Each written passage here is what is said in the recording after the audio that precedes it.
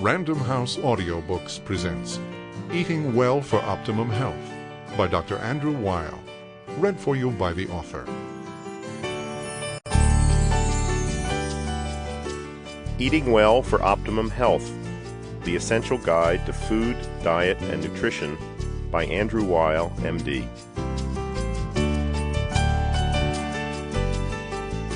In the course of my work, questions always come up about food and nutrition, diet and health. It is not always easy to find answers to these questions, especially today when we are bombarded by so much confusing and contradictory nutritional information. My purpose in presenting this program is to cut through the confusion. I have always been interested in food, enjoy eating, and have studied the dietary habits of many different cultures around the world, especially to note correlations with patterns of health and illness. As a result of what I have learned, I use dietary change as a primary treatment in my medical practice, and I teach other physicians to do the same. Throughout my lifetime, I have read many words of medical thinking as to what's good for us and what isn't. Not long ago, I read that olive oil was bad for cardiovascular health. Now I see that it is good. I have seen fad diets come and go, and then sometimes come again and go again. As I speak, low-carbohydrate diets are enjoying a huge wave of popularity. I have serious reservations about them for long-term use, but I don't want to get ahead of myself. I will explain the dangers of those diets in due course. I never want to promise anything I can't deliver, whether in my personal life, in my medical practice, or in this program. I will not make extravagant promises in this program, not of endless life nor of miracle cures, though diet and nutrition can play a significant role in what I have referred to elsewhere as spontaneous healing. Here is what I can promise you in this program. I will provide for you all the basic facts of human nutrition. I will equip you with the essential information that will allow you to make informed decisions about weight reduction and diet aids. I will help you to be able to read labels on all food products, which will allow you to be a far wiser consumer. I will discuss a number of popular diets, their pros and cons, and recommend my own diet for optimum health. It is my sincere belief that if you adhere to the guidelines I have established here, you will be the better for it, as will your children, both in the near future and in the years ahead.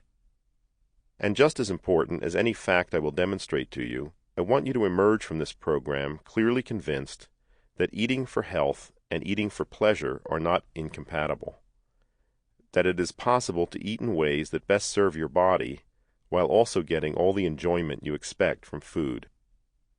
A healthy diet is the cornerstone of a healthy lifestyle. You will find in this program all the information you need to put that cornerstone in place. When I use the words eating well, I mean using food not only to influence health and well-being, but to satisfy the senses, providing pleasure and comfort.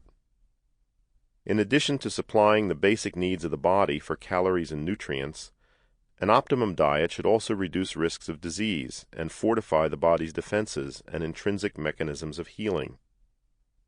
I believe that how we eat is an important determinant of how we feel and how we age. I also believe that food can function as medicine to influence a variety of common ailments. The American Council on Science and Health, a New York-based nonprofit organization dedicated to helping distinguish between real and hypothetical health risks, recently suggested 10 resolutions for a healthy new year. The council included obvious ones such as don't smoke, wear seat belts, and install smoke detectors, but addressed diet in only one paragraph. Eat a balanced and varied diet. Avoid obesity and fad diets. There are no magical guidelines for good nutrition. Patients should resolve to plan their diet around the watchwords variety, moderation, and balance. Remember, there are no good or bad foods. The primary danger from food is overindulgence. I find this advice to be remarkably unhelpful. Eat a balanced diet? What is that? I meet people who think that adding a salad with creamy dressing to a cheeseburger and French fries balances the meal. Avoid obesity? Sure, that sounds like a good idea, but how do you do it? There are no good or bad foods? What about soybeans? They contain healthy fiber, a fat that may help lower cholesterol, and unusual compounds called isoflavones that may offer significant protection against common forms of cancer. Soybeans seem like a good food to me. What about margarine? For years I've been telling my patients to avoid it because it contains trans fatty acids, TFAs, unnatural fats that promote inflammation, heart disease, and cancer. Sounds like a bad food to me. I won't eat it, even in moderation or in the pursuit of variety. The primary danger from food is overindulgence?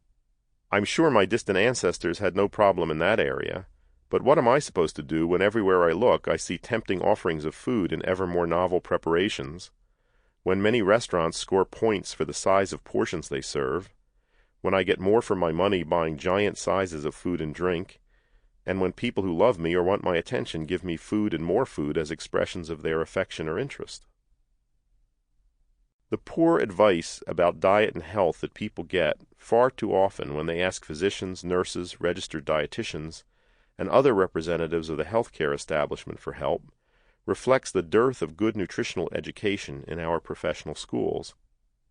If you look to other sources, alternative practitioners, bookstores, health food stores, the internet, for example, there is no shortage of information about nutritional influences on health.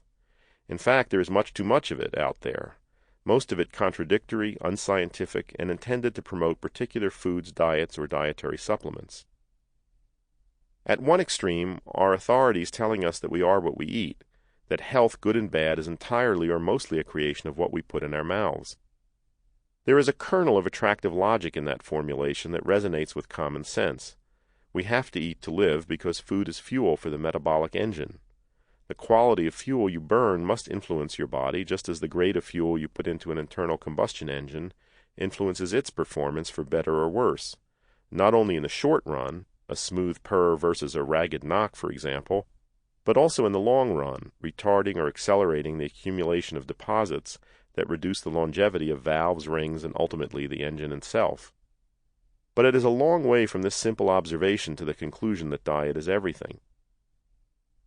At the other extreme are voices telling us it doesn't matter.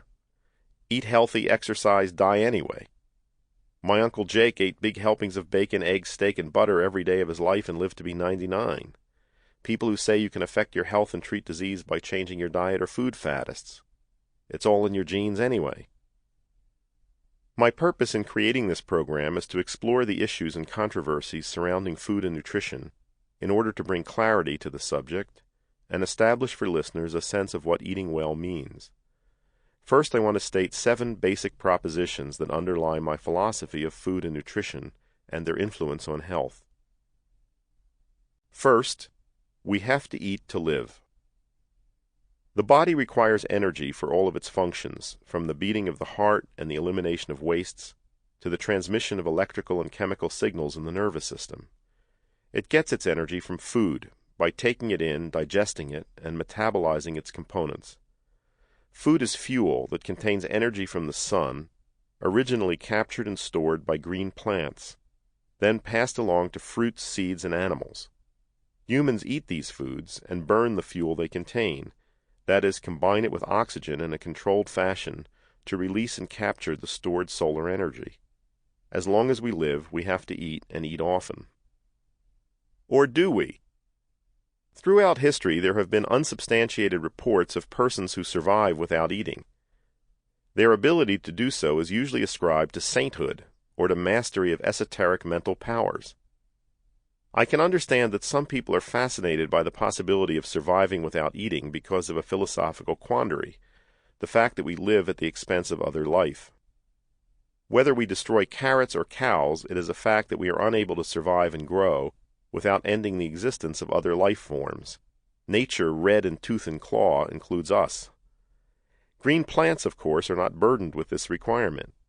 They eat light, binding the energy of photons from the sun into chemical bonds that forge carbon dioxide and water into glucose, the simple sugar that is the most basic foodstuff. They can later burn this glucose as fuel or convert it into starch or fat for storage. In my case, and for most of us, the reality is that we must eat to live, usually several times a day. Not having enough food is seen as an ultimate. Sample complete. Ready to continue?